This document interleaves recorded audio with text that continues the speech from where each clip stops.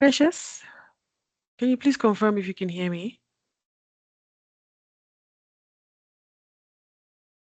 Yes, I can.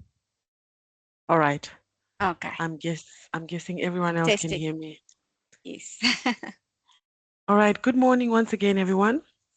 Welcome to our seventh session of our cybersecurity awareness training sessions.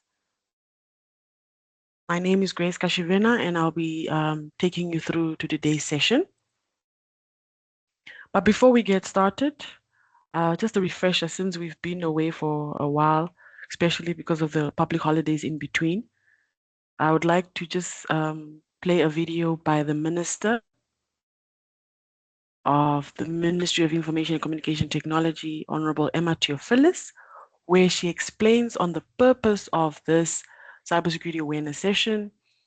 And also she goes a bit in depth on the the strategy and raising plan that was created by the ministry and its purpose. So bear with me as I share the video of the minister.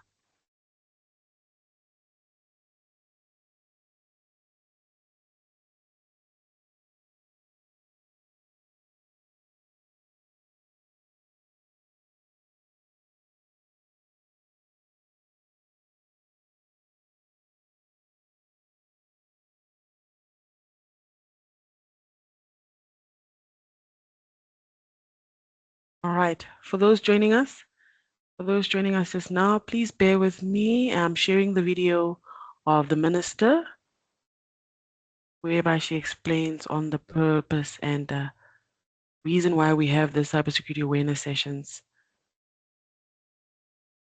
Just a quick refresher for those of you that haven't been joining the sessions, and also just because we were away for a minute because of the cybersecurity, because of the public holidays. Bear with me as I share this video.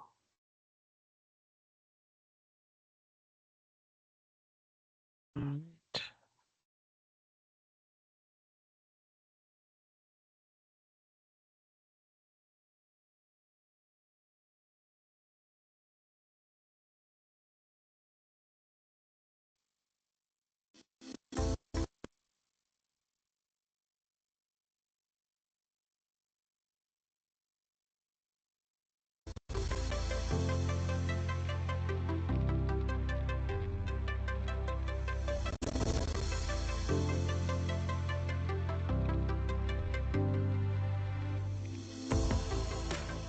With the evolution of information communication technologies, Namibia as a developing country is no exception to cyber attacks and cybercrime. The growing cyber attacks jeopardize the purpose of digital participation and connectivity, as well as the integrity of Namibia's critical infrastructure. The Namibian government seeks to build a cyber resilient nation. Hence, in line with cabinet endorsement, the Ministry of Information Communication Technology developed the National Cybersecurity Strategy and Awareness Raising Plan. The purpose of the awareness creation is to empower the nation's citizens with the knowledge and skills to make informed decisions when faced with potential cyber criminal activities, whether in general or at the workplace. The national document is a step towards building cybersecurity resilience and digital security to enable an innovative Namibia and attainment of social and economic growth. With this plan, the nation is prepared to respond effectively to the threats or attacks on network systems and services.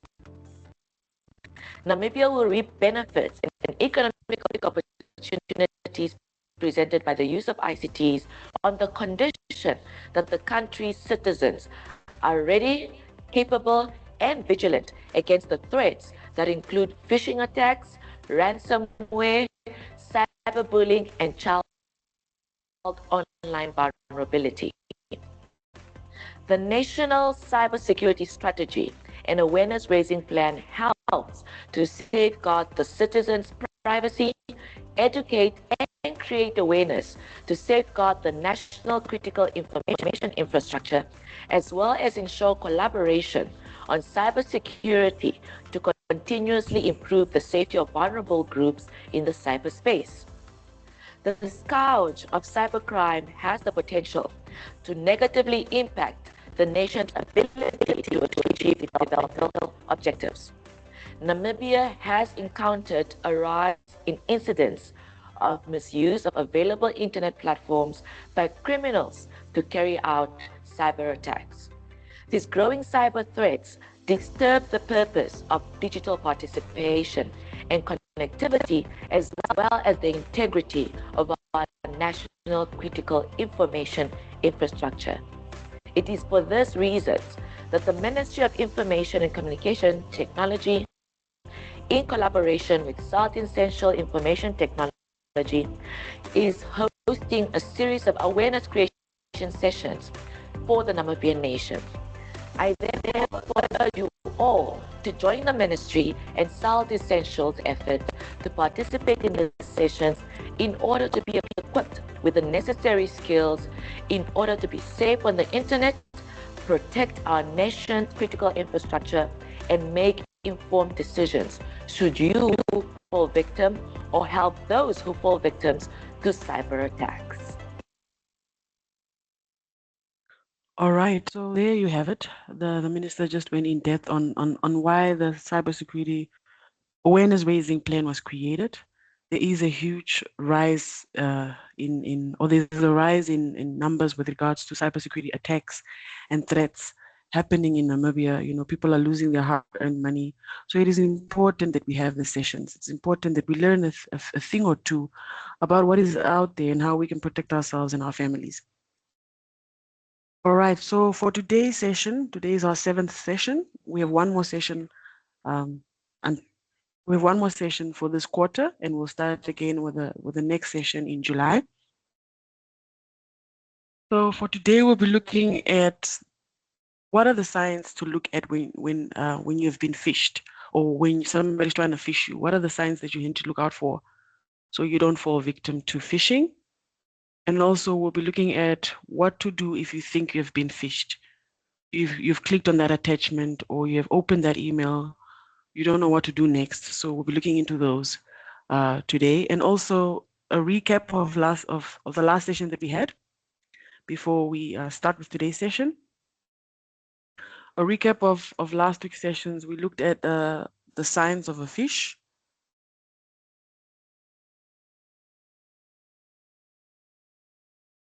Can everybody see my slide? I can't seem to see it on my side. Can everybody see my slide? Yes. Yes, we can.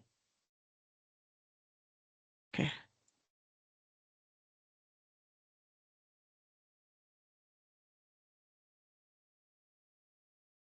All right, so for last week's session, we looked at the signs of a phish. What are the signs of a phish, or how do they? It's a suspicious sender, somebody that you know you don't communicate with often. Uh, we spoke about if it's asking you to be urgent or threatening you. If there's a threatening language in the text or in the email, then that should make you suspicious that it could be a phish. Like it's asking you to have immediate action, or send this amount of money right now, or your account will be locked in 24 hours and all of that. If it's a threatening language, then it should also make you suspicious that it's a phish. Unfamiliar or mismatched links. To see if a link is legitimate or it's from a secure website, always hover your mouse over the link to see the complete URL. And also Google the URL that you know, or I mean the website that you know. Google it and compare it to this URL that was sent to you via the email. Unexpected attachments, coming from especially a person that you don't know, that could be a sign of a phish. Also grammar, strange sentence structures or obvious typos, inconsistent branding, logos, fonts, or colors. If they seem off, that could be a sign of a phish.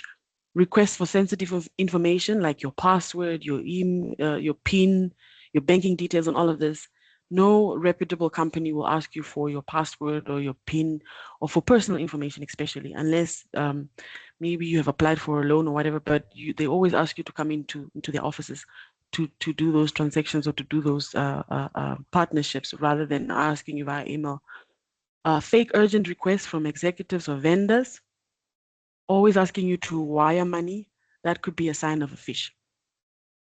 And if it's too good to be true, it always is.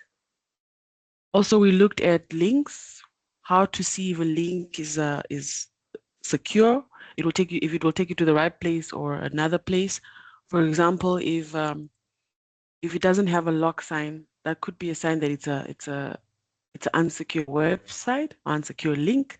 If it's not having HTTPS or S at the end of the HTTP, that could be a very suspicious website. And also links, what you need to look out for links is misspelling of words. For example, if it's a link sent by Microsoft 365, rather look out the whole URL. Is it saying Microsoft, is it with an I, or they changed certain characters within the link?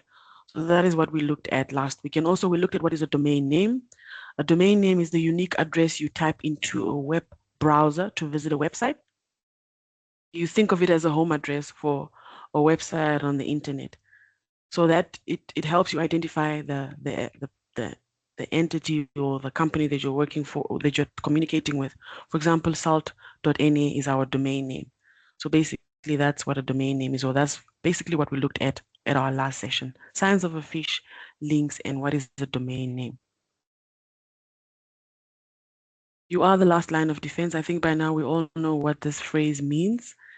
At the end of the day, the work lies with you to make sure that you don't click on suspicious links, you don't open attachments, you don't communicate with people you don't know, you don't accept friend requests from people you don't know, and all of these things.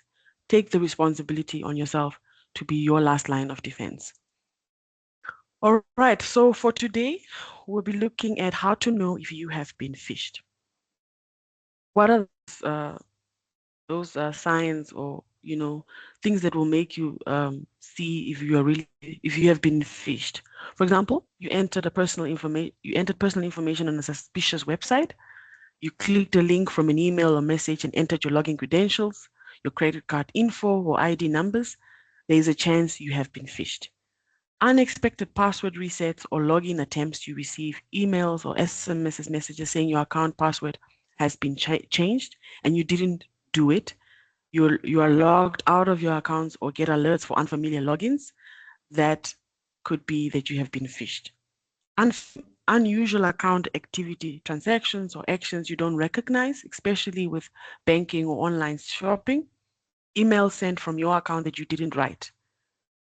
Also, pop-ups or malware symptoms, devices behaving strangely, slow performance, new toolbars or pop-ups could indicate malware from a phishing attack.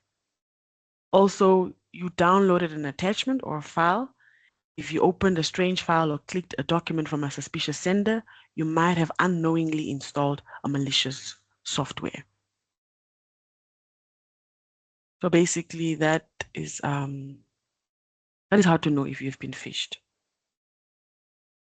We'll look at later what to do if you've been phished. So it's not the end of the world if you have opened an attachment, or if your accounts are locked, or if there's an unfamiliar transaction happening in your account.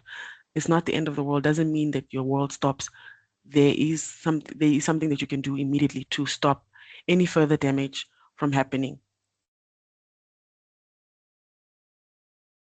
Identity theft. Identity theft is one of the most common one when you have been phished. When somebody's when someone steals your personal information and uses it without your permission, usually to commit fraud or other crimes. That is what identity theft is. So I'll play this video now just to go in depth explanation of what identity theft is and how it can happen to you. So bear with me as I share this video.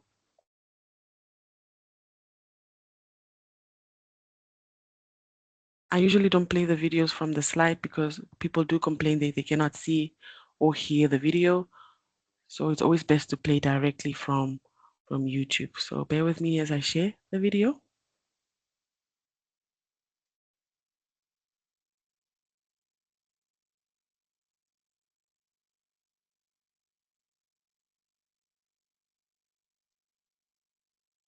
Let me know with a thumbs up if you can What is see. identity theft? Identity theft affects millions of people each year around the world. Crafty fraudsters can steal identities in a number of ways.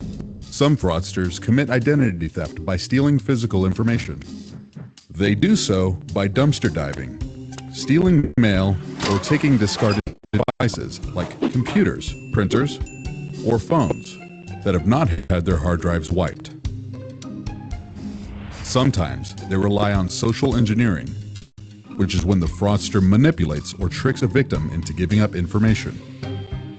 A common form of this is phishing, where a fraudster impersonates a trusted individual or entity and asks the victim for sensitive info. Identities can also be stolen through high-tech means like malware or data breaches, where hackers target large organizations and steal the information of multitudes of employees or customers. Information stolen through data breaches is often sold on illegal trading websites. With many different avenues to grab your information, how can you protect yourself? That all documents containing information are shredded before disposing them. If you or your organization is getting rid of electronics, make sure all hard drives are wiped or rendered unreadable before disposing, reselling, or donating them. Never send personal information via email. Reputable organizations will never ask for this.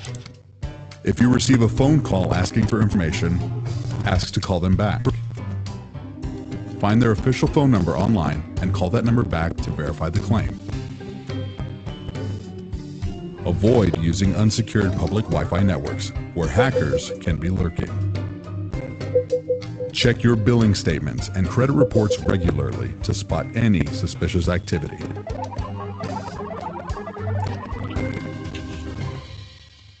If you or someone you know does become a victim of identity theft, freeze any affected financial accounts. Check and freeze your credit report. File a complaint with the Federal Trade Commission if in the U.S. Report the incident to your local authorities. For more information on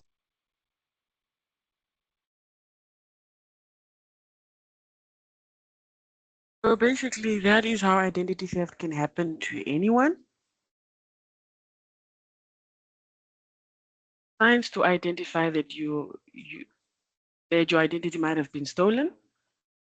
Unfamiliar charges on your bank or credit card statements, even small amounts, test transaction can indicate fraud. Also receive bills or mail from accounts you didn't open, especially for loans, credit cards, or purchases you don't recognize. You are denied credit for no clear reason. A sudden drop in your credit score could also mean someone's taken credit in your name.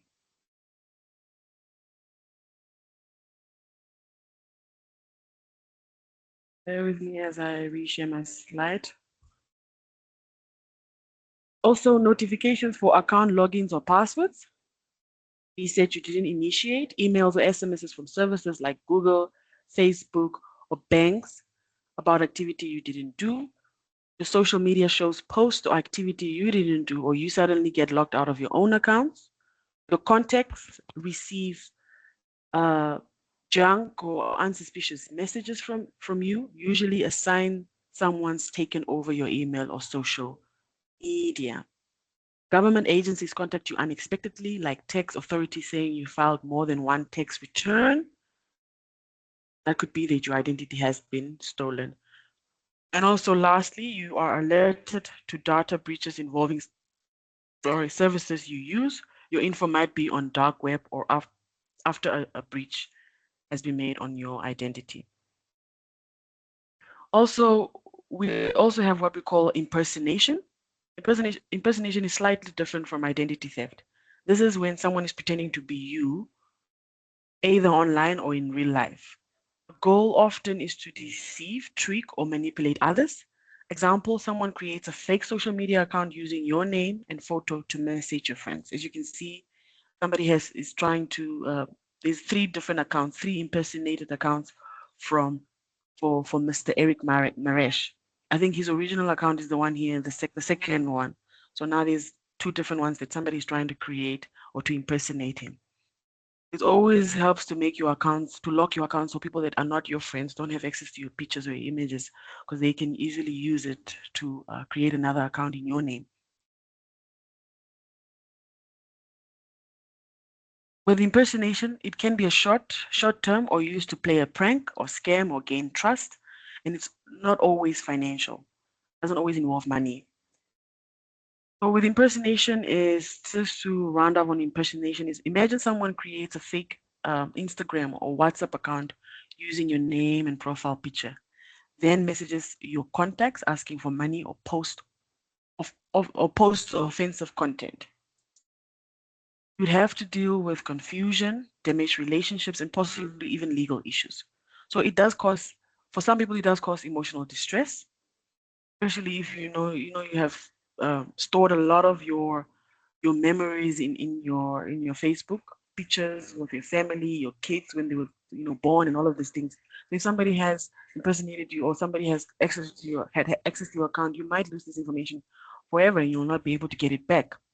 So victims often will feel violated, anxious, and even scared knowing someone else is pretending to be them. It also causes cyberbullying and harassment. Impersonation is often used to harass or intimidate people, especially on social media, by spreading false messages or rumors. Imagine you're a pastor or you're a very religious person and someone has impersonated you, and now they're posting, explicit images or pornographic images, on your account. Imagine what this could do to your reputation. So if someone pretends to be you and says or does inappropriate things, others may believe it's really you, ruining your personal or professional image. And also loss of trust. Friends, family, or colleagues might lose trust in you, and if they fall for the impersonation and they think you're acting suspiciously or unethically.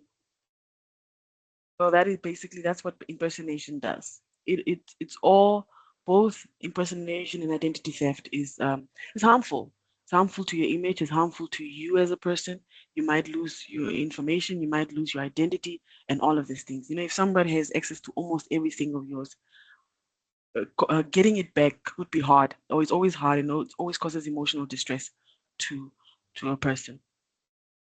So to also check and see if you have if your identity has been stolen or somebody's trying to impersonate you, go Google yourself, go search for yourself on Facebook or Instagram and see if there are no other accounts created in your name.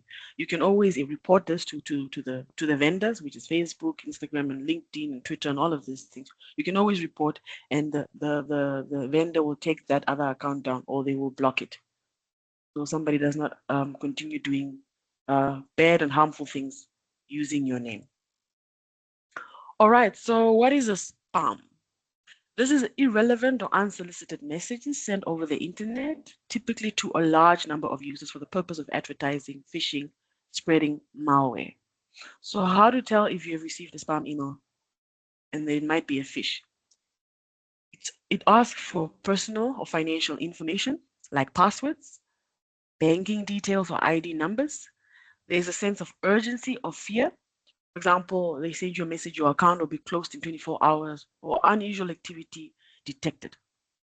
Links that look odd, poor grammar or weird language. The sender email doesn't match the official domain. For example, you have received an email from Bangvantuk, but the domain is bangvantuk123@gmail.com. Unexpected attachments or links, this may contain malware or spyware. So what are the tips to take when you receive a spam email? Never click links or reply. Never click links or reply to spam. Always block the sender after reporting. Keep your software and antivirus up to date. If someone has accessed your mailbox, they can send email that look completely legitimate, pretending to be you. A malicious attachment or of link to enter credentials could now be coming from you. So here's how to stop unwanted emails. Again, report the email as a spam, block spam email addresses, use an email alias, change your email privacy settings, unsubscribe from unwanted newsletter or mailing list, check if your email is on the dark web, use a secondary email address, or use a third-party email filter. All right, so basically that's all on spam emails or junk emails. If you don't report these emails, they always constantly send and hoping that one day you will click. And one day you really might click if you're constantly seeing advertising emails on your inbox, you'll be one day curious and be like, oh, let me just open and see what it's all about. And mind you, you might be clicking on a malicious link and it will take you to a different place, or it might install a malware in your computer.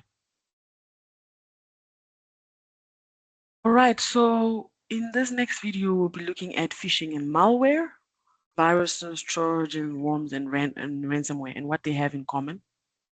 So bear with me as I share this video.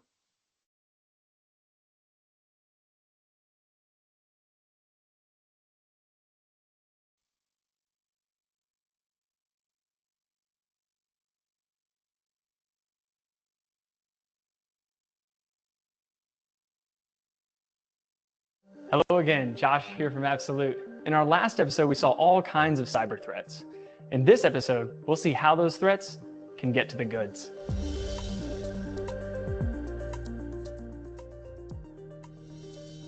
Let's look at phishing, the most common tool cyber criminals use to get access to our systems.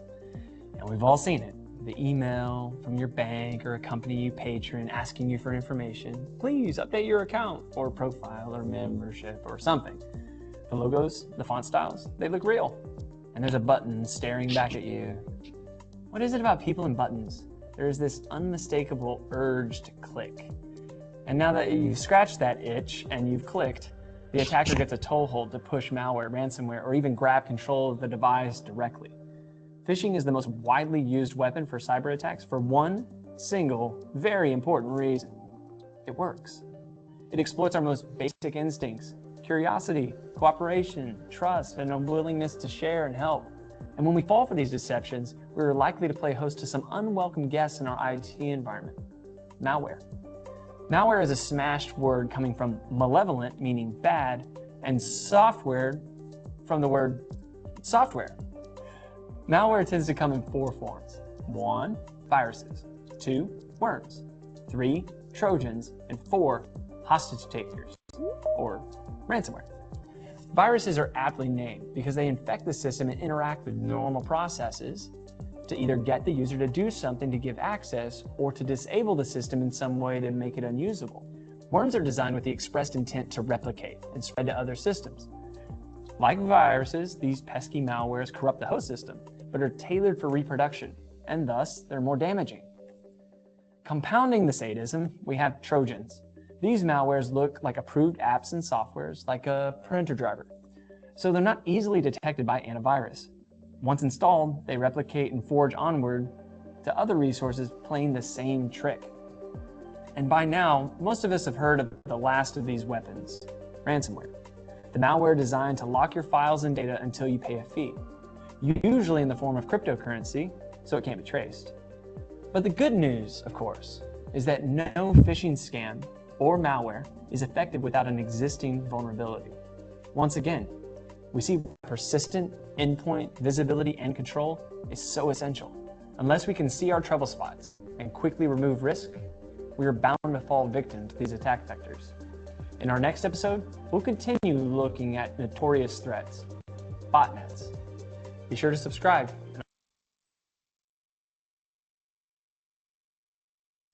All right, so basically that is what phishing and malware is, and how those viruses, Trojan, worms, and ransomware can affect your IT environment. Bear with me as I reshare my slide again.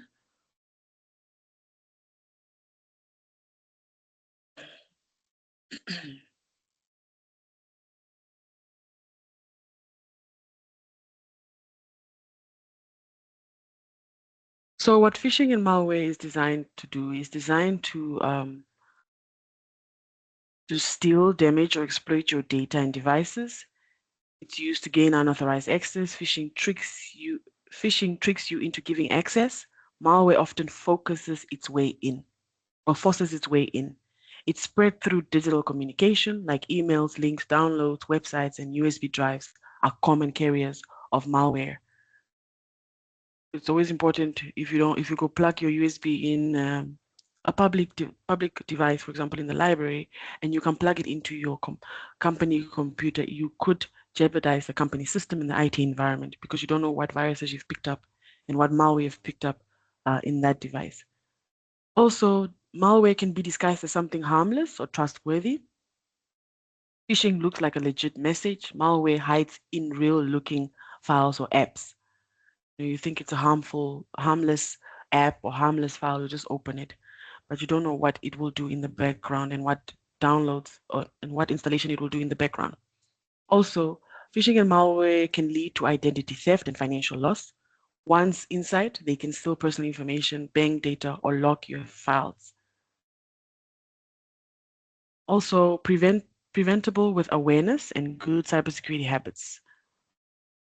Malware and phishing is very much avoidable by creating strong passwords, updated antivirus, caution with emails and links, and regular backups to help protect against uh, both. All right. So unfamiliar transactions, right? You've received a notification that a transaction was made in your name and so forth. For you to be safe, or for you to not have any more damage or any more money stolen on your account, don't ignore it. Even a small or test amount could be a sign of fraud. Double check the transaction. Sometimes the name of the business appears differently on your statement. Google it or check your recent purchases to make sure it's truly unfamiliar. Contact your bank or your financial institution immediately. Use the number on the back of your card or their official website. Report the suspicious charge and ask them to freeze your account or block your account immediately, so they don't end up stealing more money. Dispute the charge. Your bank will guide you through how to formally dispute it. Some banks offer online forms for this. Some banks do recover your stolen money, especially if it was done through, I don't know, but sometimes banks do refund you your money. So it's always best to report it and dispute the case. Change your online banking and email passwords immediately, especially if you suspect someone gained access to your accounts. Enable transaction alerts. If you haven't already, turn on SMS email notifications for all future transactions. Even if you have done a $60 purchase at the service station or whatever the case, you must always get that notification because the cyber criminals always start with small amounts, small a $60, and you sometimes don't notice the changes in your amount in your in your account. You don't notice the $20 taken from you or $60 taken from you. So always have a notification for any transaction made. Check for more unauthorized activity. Go back a few weeks or even months in your bank statements to see if there is a pattern. Report the incident. In Namibia, you can report it to the bank's fraud division and also to the Namibian police. I see people now getting arrested for frauding people or taking people's money, especially if there is a lead to who stole the money. People are being arrested for this. So report it to the Namibian police. All right.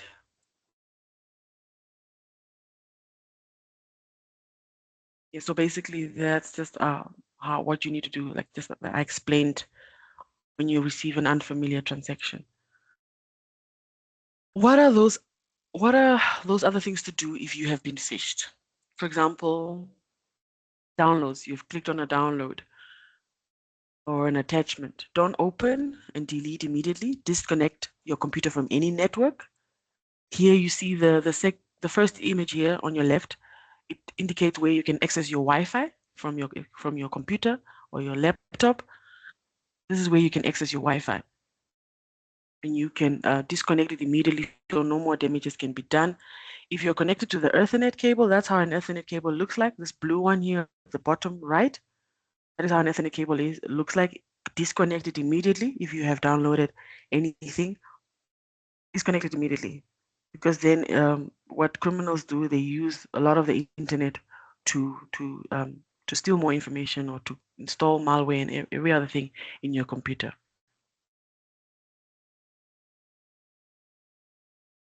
Also, if you're not sure of what to do, after disconnecting, hand over your computer to IT. They will be able to quickly scan for viruses. They will be able to quickly remove anything that might have been installed. They will scan your entire system. Also, stay alert for possible misuse of data involved. Also, another thing that you need to do is that you need to remain calm at all times, because if you're in a panic mode, you might not be able to react. You might not be able to do the right thing because you are in a panic mode and you're anxious. You will not be able to do the right thing, and more damage could be done to your system. Inform your IT department, like I said. Report the phishing email as a spam. You can do it here on your Outlook. As you can see the example here at the bottom. The arrow is pointing where you can report. You click on the email and you report it. Or you report it and then you click on which email it is and which email address is it. So you don't receive any more emails from that account. Also, this step is especially applicable if you've entered data during the attack. For example, it took you to a website where it asked for your PIN, your personal information, and so forth.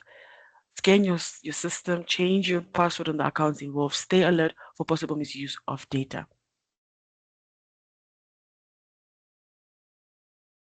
Also, with regards to your card, cancel your card. Contact the company. For example, the lady who took the cybersecurity on the other side of the phone call. It's the cyber criminal on the other side of the phone call. You know, the cyber criminal was asking her for personal information, her PIN and everything, and he managed to enter his account. So if something like that has happened to you, something similar like that has happened to you, cancel your card, call the bank and cancel your card immediately. Contact the company or the person the phishing attack impersonated. Scan your devices for viruses, watch out for warnings of identity theft, and put a fraud alert on your credit account. Right? So basically, that is what to do if you have been phished, and also what is it that shows that you have been phished. So that's what we looked at today, and that is the end of today's session. It was short, but I hope it was informative. I hope we've learned something about identity theft, impersonation, unfamiliar transactions, and all of these other things that we spoke about, malware and phishing. So I would like us to do a quick team activity. The one you see on your screen here, a friend calls you and needs help. They downloaded an attachment, and only after downloading realize that the file has a strange extension. What advice do you give the friend on the next step? Anyone? You can even write in the chats. What advice do you give the friend on the next steps? After your friend has clicked, downloaded an attachment, and only after downloading realizes the attachment has a strange extension. Anyone?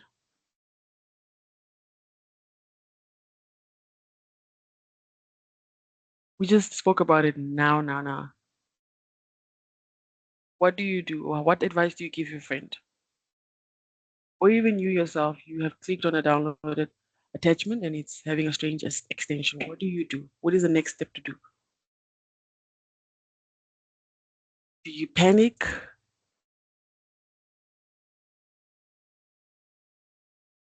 Contact your IT department. All right, but sometimes it might take long for you to reach your IT department. So what can you do? What can you quickly do?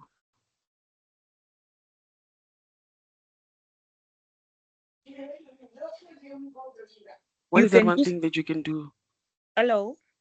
Yes. Because I'm sorry, I can't. The essence of typing is not giving me. You can disconnect your network quickly, and you stay Yes. calm, and then you inform your IT department. Yes. Thank you very much. That is correct. You disconnect your internet immediately so nothing else can be happening in the background, and then hand over to IT and they would know what to do next, especially by scanning your entire system and removing any potential viruses that might have been installed. Yes, disconnect the PC from the internet. Yes. Thomas, Is saying if your device is connected to any network, you disconnect immediately. Yes, that is it. Thank you very much. Thank you very much for all those who participated in that activity. So we can use this time for questions and comments, but what you see now on your screen is a test. We have a test at the end of every session. So you are free and welcome to scan that QR code just to test your knowledge of what you have learned so far. Also, I'll share the link for those of you that can't scan the QR code. I'll share the link now in the chat.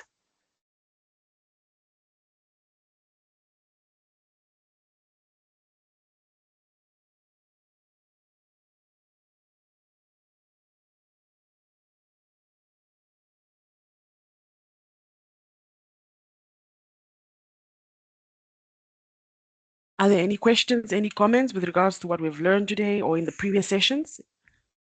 Maybe you have been phished a while ago and you want to share your story. You're also free to do so.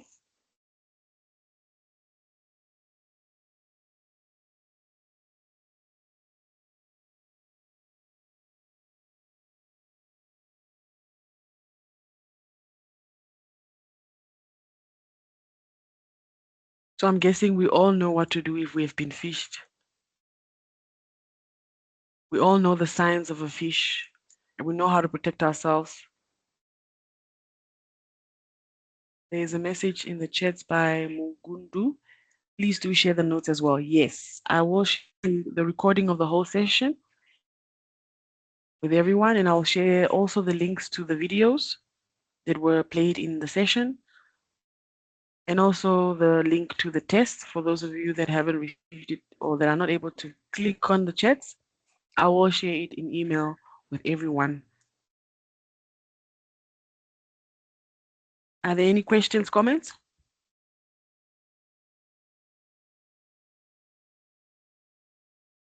Also, this is our second last session. We have one more session left for next week, Friday. I No hope it's not a question public from holiday. us.